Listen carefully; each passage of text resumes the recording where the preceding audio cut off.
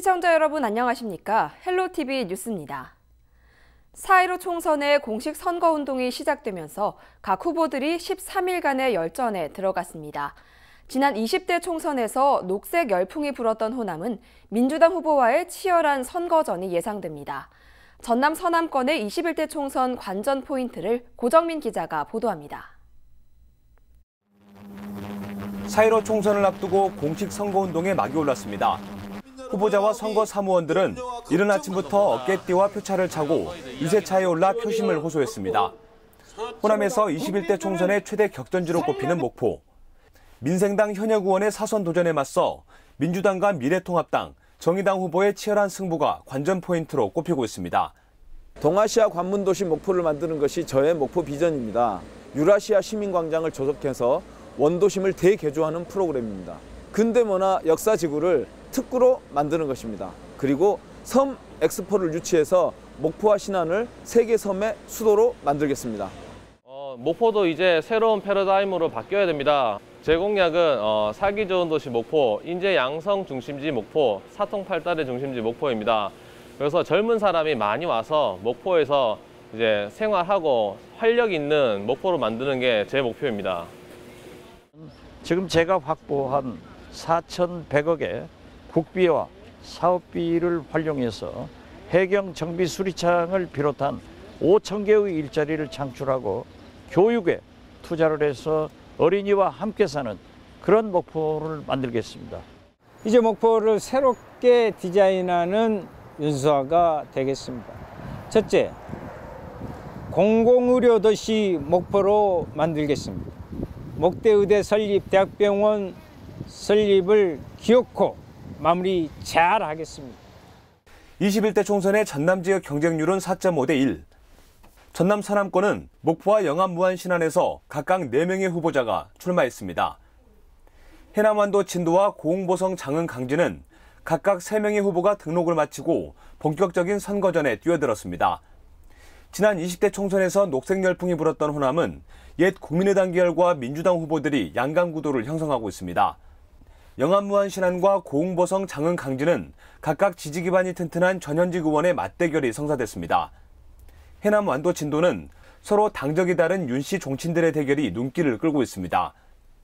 전남 지역 선거구 10곳 가운데 현역이 출마하는 지역은 모두 6곳. 본선에 나선 현역 의원들의 생환 여부도 눈여겨볼 대목입니다. 과거 일당 독점 체제 속에 공천만 받으면 당선이란 수식어가 뒤따랐던 전남. 야권 분열과 코로나19의 여파 속에 한 치 앞도 내다보기 힘든 치열한 한판 승부가 시작됐습니다. 헬로티비 뉴스 고정민입니다. 21대 국회의원 선거 후보자들의 공식 선거운동이 시작됐습니다. 전남에서 가장 많은 후보자가 출사표를 던진 순천, 광양, 곡성, 구례갑 선거구는 선거운동 첫날부터 격전이 펼쳐졌는데요. 코로나19로 확연히 변화된 선거운동 풍경을 서경 기자가 취재했습니다.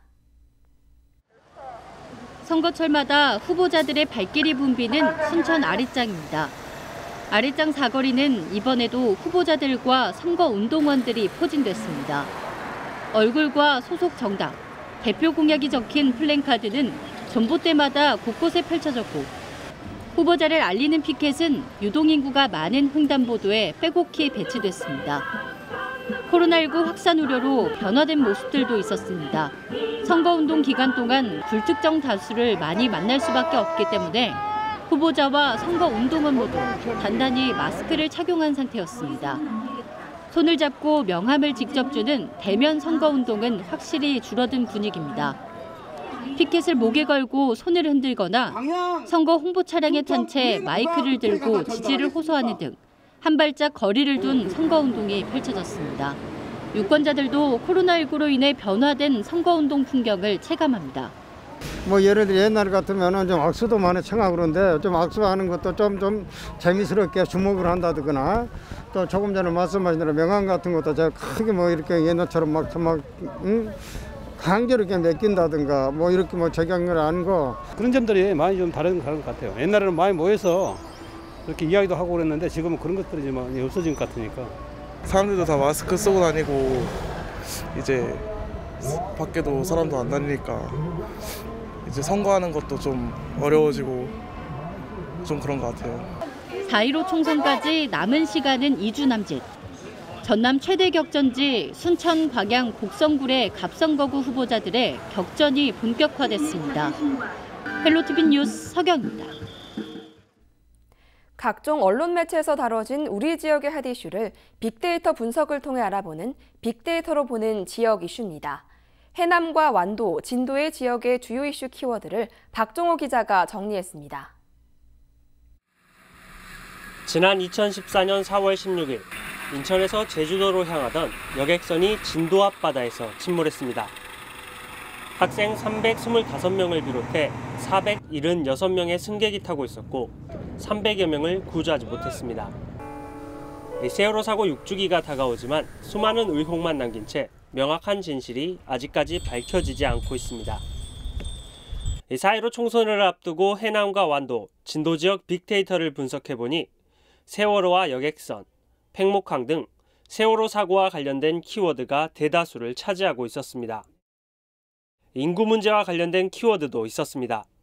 해남과 완도, 진도 인구는 15만여 명, 농업과 어업을 주 산업으로 생활하고 있는 지역입니다. 해남군은 전라도에서 가장 넓은 면적을 차지하고 있으며 지난 1970년대는 21만여 명의 인구를 자랑하기도 했습니다. 이농 현상과 고령화 등으로 인구가 줄어들고 있는 지역인데 출산율이라는 키워드가 높은 관심을 보였습니다. 해남군이 7년 연속 합계 출산율 전국 1위를 기록했기 때문입니다. 합계 출산율이란 출산 가능한 여성이 평생 낳는 자녀의 수로 국가의 출산력을 비교하는 주요 지표 가운데 하나입니다. 출산율과 함께 신생아와 산후조리, 의료원과 장학금 등 지역의 현안 문제가 반영된 키워드도 나왔습니다. 이 밖에 진돗개와 국가 지정문화재 등 지역을 상징하는 키워드도 있었습니다.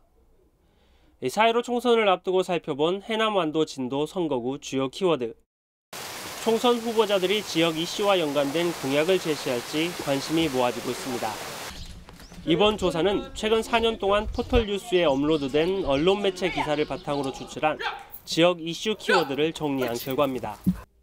헬로티비 뉴스 박종호입니다. 여성의 정치 참여 요구 목소리가 커지고 있지만 현실의 벽은 여전히 높습니다. 21대 총선에서도 등록된 후보 중 여성의 비율은 20%에도 미치지 못했는데요. 이것도 4년 전 총선보다는 2배 높아진 수치인데 그나마 수도권을 제외하면 여성 후보 비율은 10% 수준이라고 합니다. 보도에 성기석 기자입니다. 제21대 총선 지역구에 출사표를 던진 여성 후보자는 전국적으로 총 213명, 여성 비율은 19%에 그쳤습니다. 그나마 20대 총선과 비교하면 2배 가까이 높아진 수치입니다. 여성의 정치 참여가 확대되고 있지만 앞으로 풀어야 할 과제는 여전합니다.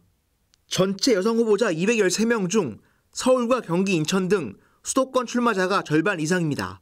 수도권 후보 중 여성 후보 비율은 25.4%로 전국 평균보다 5% 이상 높았습니다. 반면 강원과 전라, 제주도 등이 여성 후보 비율은 10%를 넘지 못했습니다. 여성 후보가 서울과 경기 등 일부 지역으로 집중되고 있다는 뜻입니다. 특히 더불어민주당과 미래통합당은 강원과 충남, 경남도 등 광역지자체 5곳에서 여성 후보를 단 한 명도 내지 않았습니다. 날로 높아지고 있는 여성의 정치 참여 요구에도 불구하고 지방 정치권의 유리천장이 여전함을 보여주는 대목입니다. 여러 가지 측면에서 관행적으로 이루어졌던 그 조직의 기본 구성이라든지 인적 자원을 모으는 과정들 이런 것들에서 여성들이 조금 어려움을 겪기는 하고요. 그리고 워낙에 정치적인 정당 안에서의 진입 장벽도 여성들한테는 그렇게 녹록지는 않은 상황이라고 볼 수 있습니다. 이와 함께 21대 총선 후보자 10명 중 4명가량은 범죄 경력이 있는 것으로 집계됐습니다. 후보들 중에는 민주화와 노동운동 과정에서 생긴 국가보안법과 집시법 위반 등의 전과를 가진 사람이 많았지만 음주운전과 사기, 공직선거법 위반은 물론 살인과 상해, 강간 등 강력범죄 전과를 가진 경우도 있었습니다. 일부 후보들은 전과가 9건, 10건에 달하는 것으로 드러났습니다. 각 지역 후보자들의 전과 유무와 세부 내용은 중앙선거관리위원회 선거정보 시스템을 통해 확인하실 수 있습니다. 헬로티비 뉴스 성기석입니다. 이번 총선에서 후보들은 선거 비용을 얼마나 쓸까요? 기탁금의 법정 선거 비용만 해도 평균 2억 원 가까이. 가장 많이 쓰는 후보는 3억 3,300만 원의 비용이 든다고 합니다. 안수민 기자의 보도입니다. 공직선거 후보자는 후보자 등록대 선거관리위원회에 기탁금을 내야 합니다. 무분별한 후보 난립을 막기 위한 법적 장치입니다. 선거 종류에 따라 액수는 다른데 국회의원 후보는 1,500만 원입니다. 일정 득표 기준을 충족하면 선거 이후 돌려받습니다. 당선되거나 유효투표 청수의 15% 이상을 득표한 경우에는 기탁금 전액을 돌려받고요. 10% 이상 15% 미만을 득표한 경우에는 기탁금의 절반을 돌려받습니다. 비례대표 국회의원 선거의 경우 당의 후보자 명부에 올라있는 후보자 중 당선인이 있는 경우 기탁금 전액을 돌려받습니다. 가장 많은 비용이 투입되는 건 후보자의 선거운동 비용입니다. 공직선거법은 돈이 있든 없든 후보자 간 공정한 경쟁을 할 수 있게 선거비용 상한선을 정하도록 규정하고 있습니다. 상한액은 인구수와 읍면동수 등을 기준으로 중앙선거관리위원회가 산정하는데 이번 총선 후보자 평균 선거비용은 1억 8,200만 원입니다. 하지만 선거구별로 상한액 차이는 상당합니다. 전국에서 상한액이 가장 높은 곳은 경상남도 밀양시 의령군, 함안군, 창녕군 선거구로 3억 1,800만 원이고 가장 낮은 곳은 1억 4,300만 원인 경기도 부천시 원미구 갑입니다. 기탁금과 선거 비용을 합해보면 이번 총선에서 가장 많이 쓰는 후보는 3억 3,300만 원이 듭니다. 하지만 선거 비용에 포함되지 않은 예비 후보자 선거운동, 선거사무소 설치 관리 등을 포함하면 비용은 더 늘어날 수 있습니다. 후보자가 사용한 법정 선거 비용은 국가가 보전합니다. 득표율 15% 이상은 전액, 10% 이상은 절반을 돌려받습니다. 지난 20대 총선 당시에는 888억 원의 선거 비용을 국가가 보전했습니다. 헬로티비 뉴스 안수민입니다. 올해 총선은 이전 선거보다 조용하게 치러질 것으로 전망되고 있습니다. 코로나19의 영향 때문인데요. 투표장의 모습도 달라질 것으로 보입니다. 헬로티비 뉴스 김한식입니다. 다닥다닥부터 줄을 서고 신분증 확인은 물론 투표용지 배부 때도 맨손으로 전달합니다. 과거 투표장의 풍경이지만 올해는 코로나19로 인해 투표장의 모습도 달라집니다. 먼저 투표장에 들어가기 위해 기다릴 때는 사람과 사람의 간격은 1m 이상 유지해야 합니다. 또 투표장에 들어가기 전 열을 재고 호흡기 증상 유무 등의 검사를 받게 됩니다. 열이 있거나 호흡기 증상이 있는 유권자들을 위해 별도의 투표소가 설치됩니다. 4월 15일 선거 당일 많은 유권자들이 투표소를 찾을 것으로 예상돼 선관위에서는 비상이 걸렸습니다.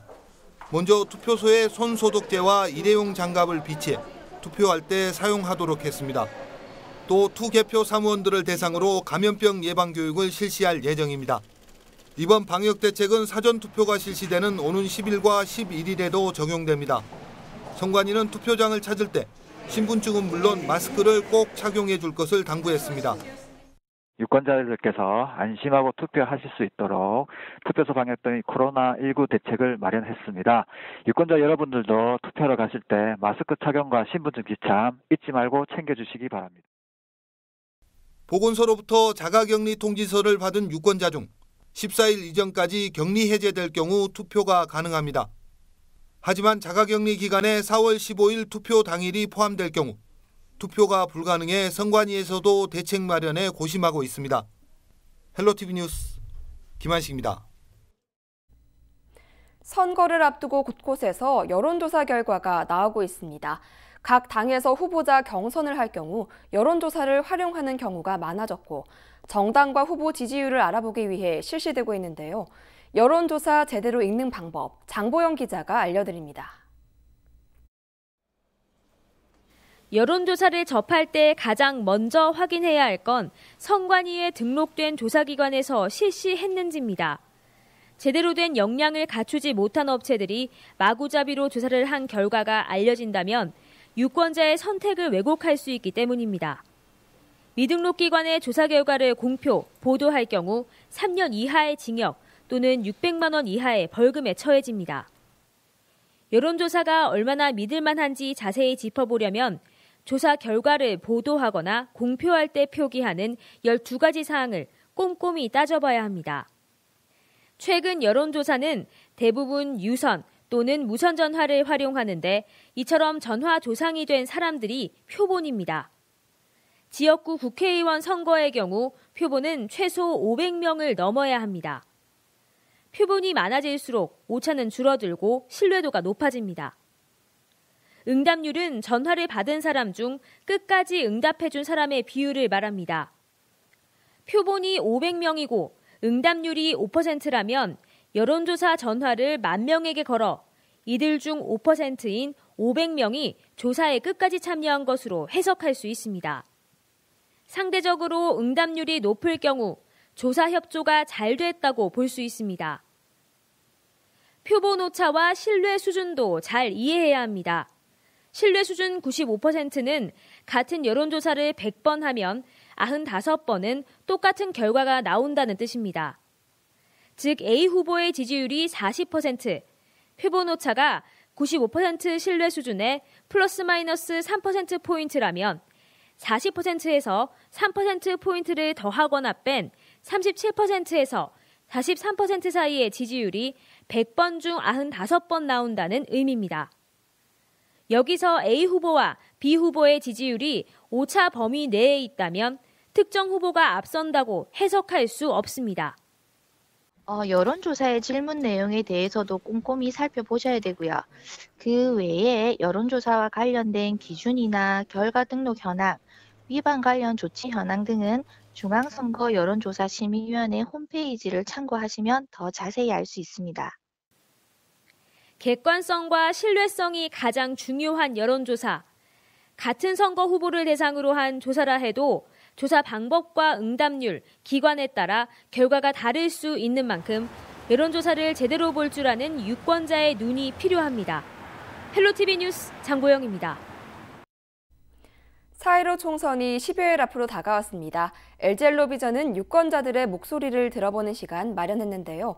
유권자들이 후보자에게 바라는 점은 무엇인지 들어봤습니다.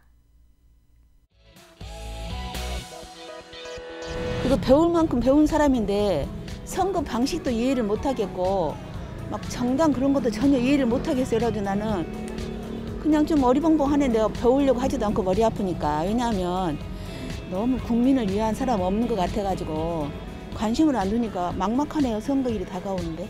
너무 정당 정치를 하는 것 같아.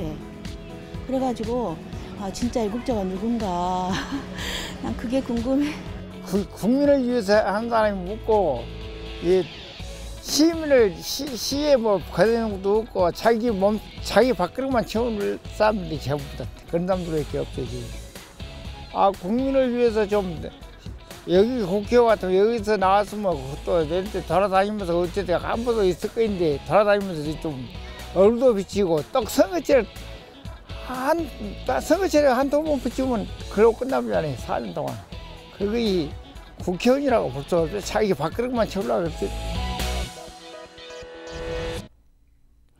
LG 헬로비전 아라방송과 전남 CBS, 남도일보가 오는 6일부터 8일까지 21대 총선 후보자를 초청해 토론회를 엽니다. 3사가 추진하는 21대 총선 후보자 토론회는 20명 이상의 소속 의원을 가진 정당이 추천한 후보자, 언론기관이 3월 3일부터 4월 1일까지 실시한 여론조사 결과의 평균 지지율이 10% 이상인 후보를 기준으로 초청 토론회를 개최할 계획입니다. 출연 대상 후보는 6일 여수갑 주철현, 심정우, 이용주, 7일 순천 광양 곡성 구례을 서동용, 김창남, 정인화, 8일 순천 광양 곡성 구례갑 소병철, 천하람, 노관규 후보 등입니다.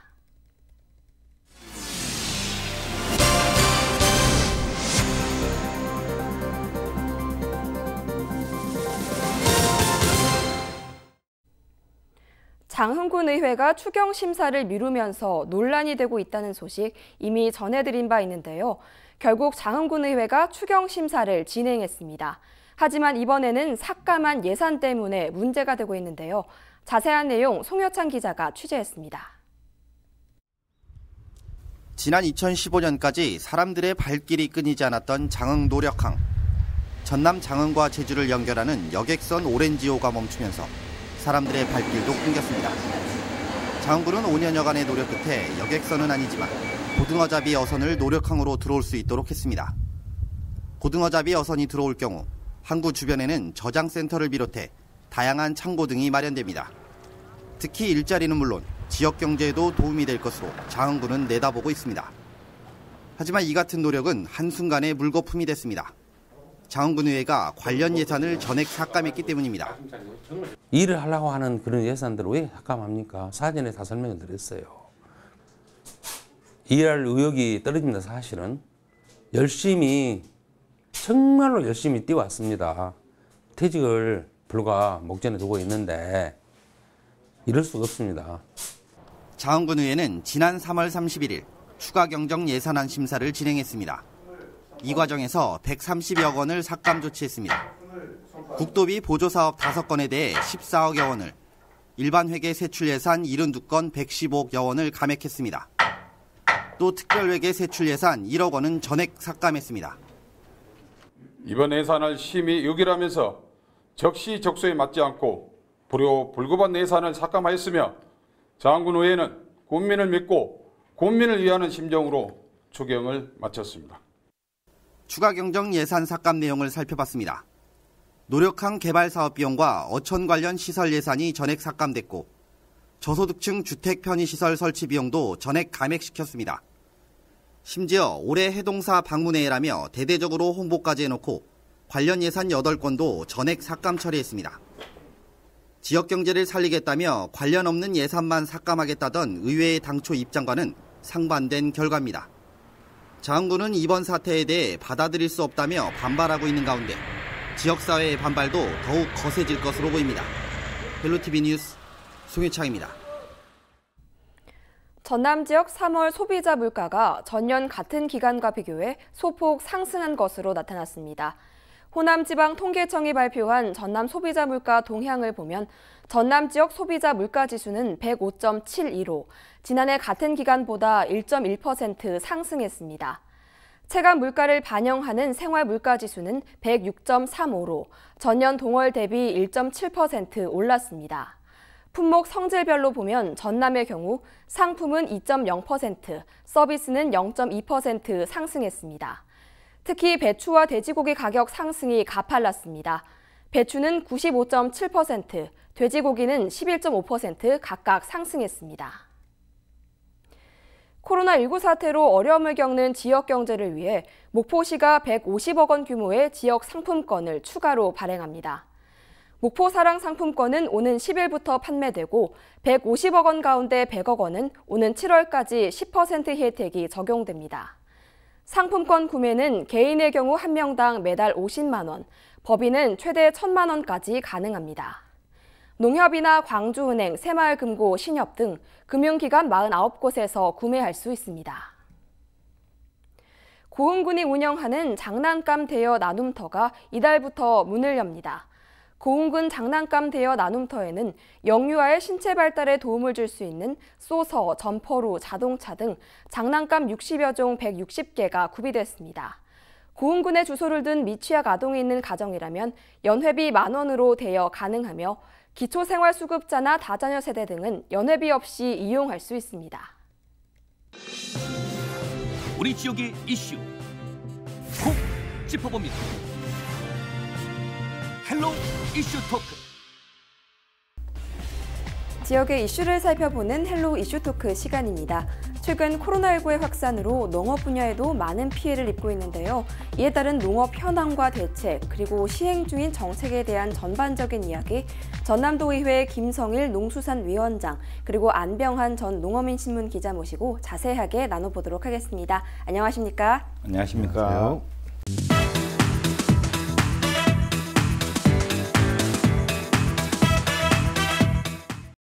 네, 전남은 농업하기 좋은 환경들이 조성되어 있지만 한편으로는 농촌의 인구 감소 문제가 심각해 어려움을 겪고 있습니다. 현재 전남의 농촌의 현황에 대해서 설명해 주시죠. 전남 하면 농도라는 말이 등식처럼 성립될 정도로 그동안 국가 식량 산업의 기반이 됐던 지역인데요. 사실 임진왜란 때 임순신 장군도 양모 호남 심우 국가라는 말처럼 실제로 식량 창고의 역할을 최근이 아니라 수백 년 동안 이어져 왔습니다. 그런데 최근에 농업 환경이 어렵다 보니까, 즉 농업에 대한 소득이 감소하고 일 자체도 힘들잖아요. 그러다 보니까 농업에 종사하려는 사람이 줄어들고 있습니다. 그러다 보니까 두 가지 문제가 있는데요. 하나는 절대적인 인구 감소, 즉 농업 인구, 농촌 인구가 감소하고 있는 문제가 있고요. 더 큰 문제는 그 중에서도 대부분의 사람들이 고령화되고 있는 인구 구성이 조금 열악해지고 있다는 겁니다. 이 두 가지 근본 문제가 해결되지 않으면 사실 농업 문제, 농촌 문제가 해결되기 매우 힘든데요. 특히 후자, 고령화의 문제는 단순하게 농촌의 문제가 아니라 아마도 지자체에서는 이 고령화 문제를 필두로 해서 지자체 정책 자체 전반적인 변화가 좀 예상이 돼요. 무슨 얘기냐면 고령자를 위한 복지 대책이라든지 이런 쪽에 더 나갈 것 같고요. 농업 분야만 놓고 본다면 젊은 인구가 적다 보니까 애로사항이 뭐냐면 이 산업으로서 농업을 막 발전시켜야 하잖아요. 그런데 실제로 이걸 담당할 사람들이 적어지고 있습니다. 그러다 보니까 고령자들만 있다 보니까 산업화하는 데 많은 한계점들이 노출되고 있습니다. 그러다 보니까 일선 현장에서는 그 사람이 그 사람 돌려막기식도 되고, 그러다 보니까 최근에는 귀농 귀촌자들을 적극적으로 활용하는 방안까지 좀 논의가 되고 있는데요. 인구 문제, 특히 고령자 문제에 대해서 지자체 또는 광역 단위, 정부 단위에서 좀 많은 지원이 필요하지 않을까 보입니다. 그런데 요즘에는 코로나19의 확산으로 농업 분야의 피해가 극심합니다. 어떤 피해를 겪고 있습니까? 저장성이 약한 우리 농산물을 이렇게 생산하는 농업 분야에서는 직격탄을 맞을 수밖에 없습니다. 생산, 유통 이런 부분이 전체적으로 이렇게 피해가 이렇게 오고 있고요. 또 사회적으로 거리두기 이렇게 의식이 이렇게 급격히 이렇게 진행하면서 외식 산업이 이렇게 많이 침체되고 거의 이루어지지 않는 부분이 있고요. 또 그 개학이 연기됨으로써 친환경 농산물, 어찌 보면 전라남도가 친환경 농산물을 가장 많이 생산하는 지역인데 그것이 소비 유통이 거의 이루어지지 않는 형태고요. 특히 또 하늘길이 막히다 보니까 딸기나 또 파프리카 같이 우리 수출 효자 품목들이 거의 이렇게 판매라든지 소비가 안 된 지금 실정이고요. 또 계절 근로자들이 지금 들어와서 우리 농어촌에 이렇게 일을 해야 되는데 그 인력 부족 현상도 지금 일어나고 있고, 또 가족 단위 그 관광객들이 우리 지역을 많이 안 찾아오다 보니까 또 그만큼 농산물 소비도 둔화되고, 또 사회활동 부진으로 이렇게 소비가 감소되고 있고, 또 이런 것이 계속 이렇게 진행되다 보면 올 한 해 농사도 차질이 빚어질까 않을까 걱정이 됩니다. 네, 소비가 감소되는 문제점들을 지적해 주셨는데요. 그럼 이렇게 입은 피해에 대한 대책도 중요합니다. 전남에서는 어떤 대책을 마련하셨나요? 그 전라남도에서는 농어촌진흥기금과 친환경 농업기금, 육성기금 127억 원을 대한 상한 기간을 연장해 줬고요. 또 농업인 가게 안정을 위해서 경제 활성화를 위해 한 1,300억 정도를 농업인 공익수당과 또 여성 농업인 행복 바우처 사업을 4월 달에 이렇게 지급하도록 그렇게 했고요. 또 가장 큰 피해를 입은 하해 농가들 위해서 저희들이 그 하해 꽃 사주기 운동을 한 1억 2천만 원 정도 이렇게 꽃을 구입하였고, 또 추경에 꽃 재배 농가들 경영 안정을 위해서 추경을 지금 세우고 있고요. 또 가장 그 농산물 판매에 유통 부분에 이렇게 많은 문제점이 되게 되고, 또 농기계 임대 사업의 그 임대료를 50% 이렇게 삭감 이렇게 해서 시군에서 이렇게 추진하고 있고요. 또 도내 농촌 인력 지원센터를 지금 36개소 있는데 이것을 최대한으로 지원해서 이렇게 원활하게 농촌 인력이 이렇게 지급될 수 있도록 이렇게 추진하고 있고요. 또 축산 분야에는 지금 도내 15군데 가축시장이 있는데요. 코로나로 인해서 지금 잠시 중단되어 있는데 열 화상 카메라를 설치해서 안전하게 이렇게 가축시장이 되도록 이렇게 진행하고 있습니다. 또 올해 전남에서는 농업 환경 보전 사업을 추진한다고 하는데요. 이 사업이 무엇인지 자세히 설명 부탁드립니다. 농업하면 좀 생각해 볼 문제가 있는데요. 그냥 최근에는 농사를 어디에서 짓는다고 하냐면 공장에서도 농산물을 생산한다고 해요. 그래서 소위 말하는 식물 공장 뭐 이런 얘기도 나오는데, 이런 식물 공장에 앞서서 일반적인 농업하면 우리가 논이나 들에 가보면 딱 보시면은 뭐가 있을까요? 처음에 물 문제, 깨끗한 물이어야 할 것 같잖아요. 토양, 흙이 오염되지 않아야 제대로 된 농사를 짓잖아요. 이런 물과 토양이 기반이 되는 것이 농업이고, 거기에 사실은 그동안 70년대, 80년대, 90년대 증산정책, 그러니까 더 많은 식량을 생산하기 위해서 증산정책을 펼쳐왔는데, 그러다 보니까 거기에 더 많은 농약과 더 많은 화학 비료를 막 투여를 했어요. 그러다 보니까 식량 생산은 많이 증가했는데 사실은 토양이나 물이 오염되고 환경이 파괴되는 문제가 있었습니다. 사실은 2000년대 이후에 전남도가 역점적으로 추진한 게 친환경 농업에 대한 부분입니다. 그래서 사실 뭐 전국 친환경 농업을 주도한다, 뭐 누가 뭐라 해도 부정할 수 없는 사실이고요. 그런 친환경 농업의 근간이 되고 있는 것이 뭐냐면은 농업 환경 보전 사업입니다. 최근에는 이게 뭐 전반적인 부분은 아니에요.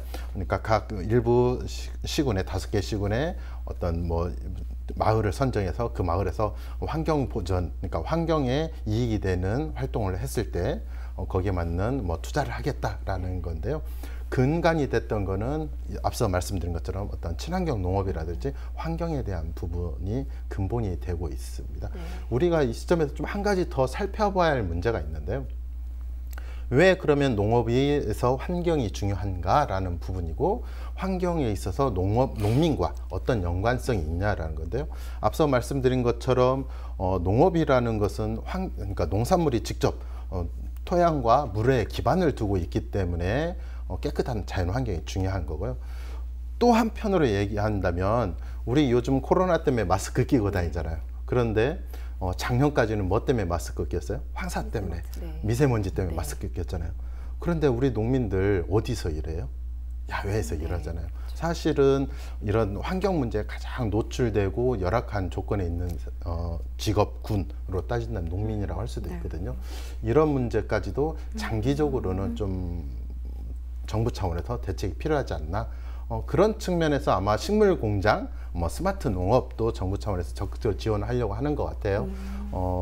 그런데 이제 단순하게 있던 하드웨어 시설, 그러니까 어떤 농장을 만들어주고 농장에 대한 지원 형태로만 가다 보니까 의식이 개선되지 못하는 문제가 있습니다. 그러니까 농민들의 의식, 국민들의 의식을 함께 개선해 나갈 수 있는 부분에 대해서 정부 차원에서도 좀 지원이 필요하지 않을까 보입니다. 네. 이렇게 농업환경 보전 사업에 대해서 이야기를 들어봤는데요. 이외에도 전남도와 지자체가 역점적으로 추진하고 있는 사업이 혹시 있으신가요? 이 부분은 우리 농정국장님이 말씀하셔야 되는데, 제가 이제 우리 전남 농정을 이렇게 같이 이렇게 하는 그 파트너 입장에서 제가 이제 몇 가지 말씀드리겠습니다. 우리 농정 그 예산은 약 1,000억 원대입니다. 1조 원대입니다. 이제 그래서 지금 우리가 공익형 직불금까지 이렇게 올해 실행이 됐을 때는 한 1조 2천억 원 정도 광역 지자체에서는 제일 많은 예산을 이렇게 편성해서 농민들을 위해서 이렇게 하고 있고요. 올해 가장 역점적인 사업은 우리가 전국 최초로 농어민 공익수당을 도입을 했습니다. 농가당 60만 원씩 이렇게 지급하는 부분을 했고요. 또 농어민 삶의 질 향상을 위해서 농번기 마을 공동급식과 또 행복 바우처 사업, 또 농촌 공동 아이 돌봄 센터를 이렇게 운영해서 농어민들이 안정적으로 이렇게 농업을 할 수 있게끔 그런 모든 부분을 이렇게 했고요. 두 번째는 청년, 고령, 여성 농업인들을 위해서 임산부라든지 사업 대상을 이렇게 확대해서 이렇게 시행을 하고 있고요. 그다음에 농가 경영 안정과 그 소득 안정을 위해서 우리 농어민 월급제를 지금 시행을 하고 있고요. 또 기초 농산물 그 가격 안정 지원 조례가 제대로 이렇게 농민들 위해서 쓰여질 수 있도록 그 부분을 이렇게 했고요. 또 유통 분야에서 그 놀코프로드 직매장과 또 남도 장터를 통해서 활성화를 이렇게 해 나가고 있고요. 지속 가능한 농업 농촌 환경 보존을 위해서 2019년 시범 사업으로 추진했던 농업 환경 보전 확대 사업을 올해도 계속 이렇게 추진해 나가고 있습니다. 방금 농어민 공익수당을 언급해 주셨는데요. 이에 대해서 자세한 설명 부탁드립니다. 사실은 농어민 공익수당 하면 저보다는 우리 위원장님의 전문가입니다. 실제로 농어민 공익수당이 제도화되는 데까지 전남이 도입되는데 실제인 산파 역할도 하셨기 때문에 그게 가장 중요한데요. 뭐 근본적인 내용은 이겁니다. 아마 방금 전 위원장님 말씀하셨던 뭐 갖가지 사업들 있잖아요. 들어보면 어떤 느낌이 드세요? 이게 꼭 농민 개인의 사업보다는 이걸로 인해서 우리 국민들을 위한 사업들처럼 다 느껴지실 거예요.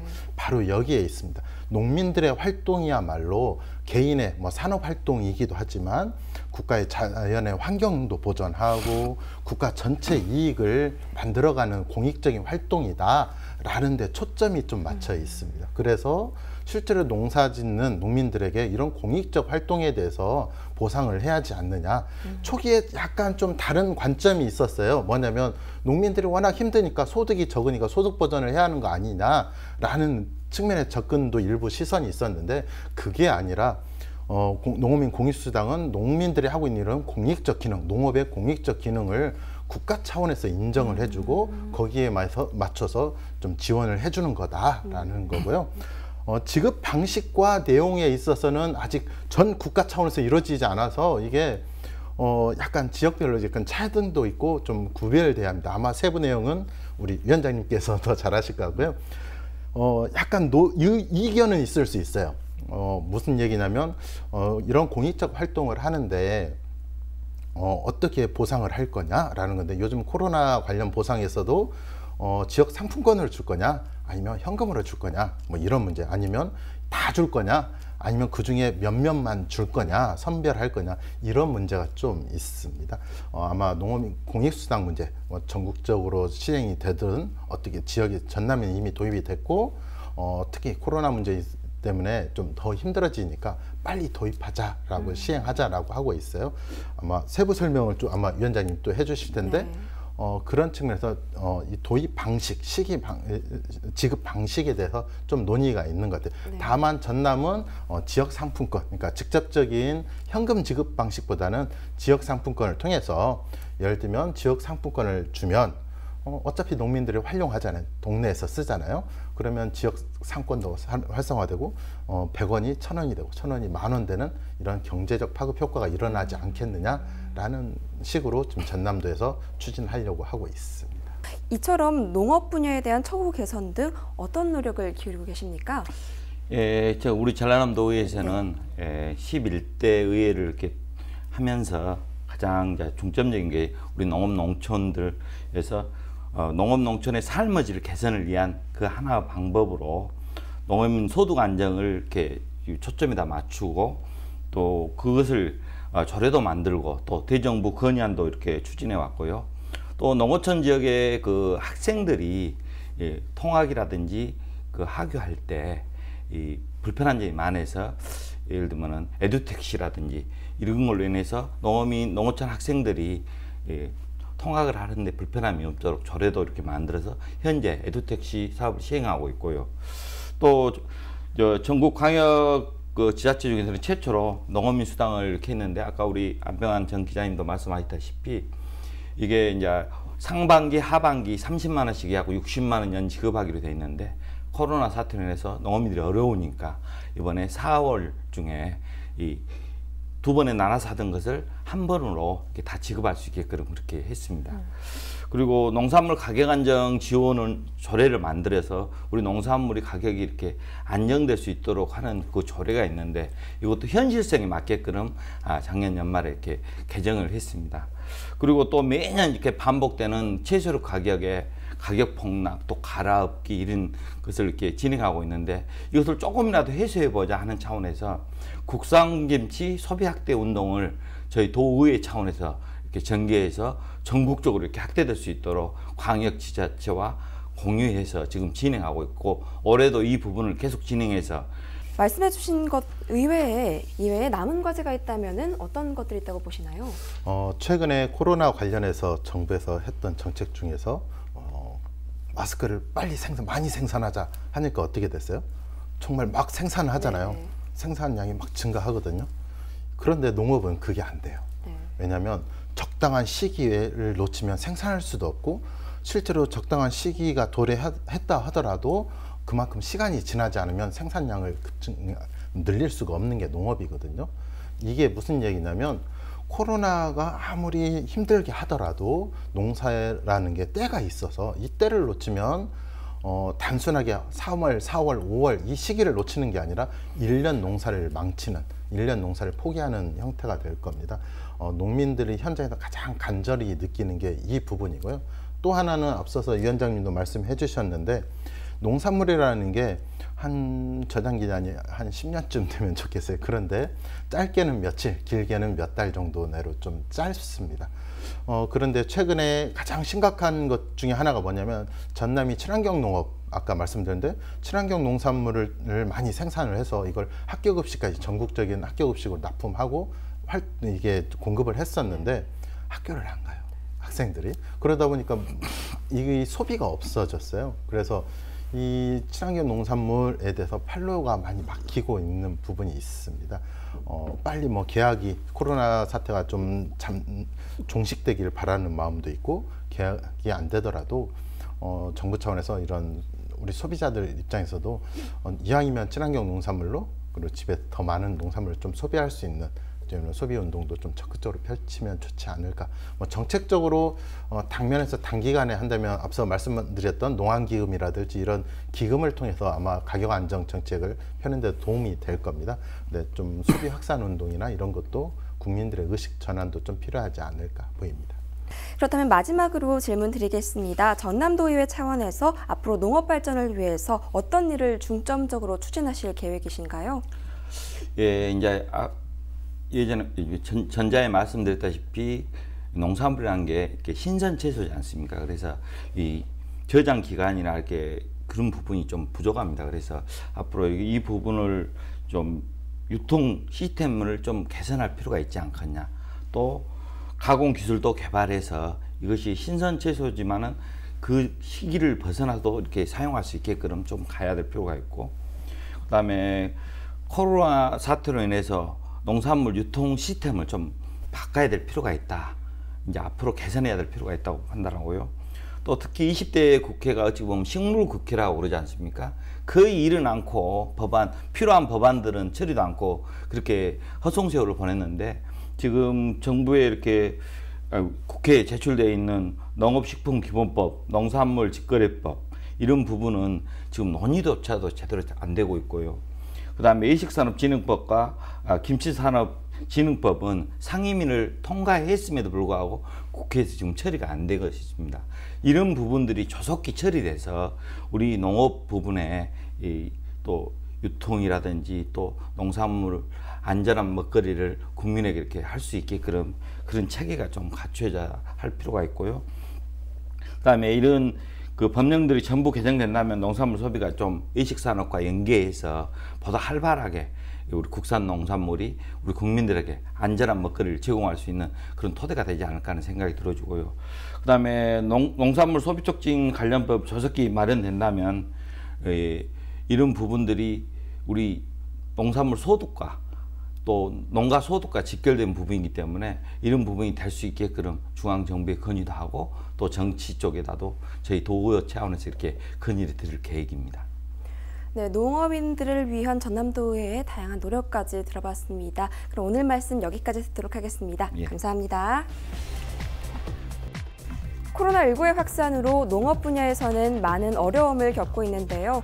정부와 전남 각 지자체에서 세운 체계적인 대책으로 다시 안정적인 환경이 조성되길 바라봅니다. 내게 눈이 가 네가 입은 옷 무늬가 눈에 띄는 것도 아닌데 온종일 다른 일을 하고 있는 중에도 이 사람 참 괜찮단 말이야. 이 행동 하나하나에 내가 들렸다 놨다 해. 나 이리 자주 웃는 사람이 아닌데 돌아보면 너 때문에 당한 것도 많아. 그 모든 게 하나하나 다 싫지만은 않아.